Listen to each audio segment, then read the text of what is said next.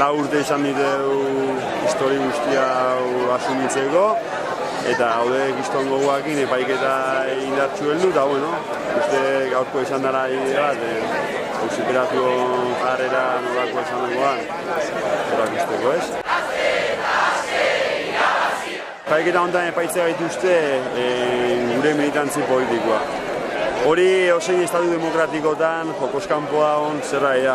Gu izan geha epaiketa honen jarraipen bat, guztia oso idu zituzten eta arrazoi bat gehiago da, erakusteko epaiketa honek ez daukala lekuri.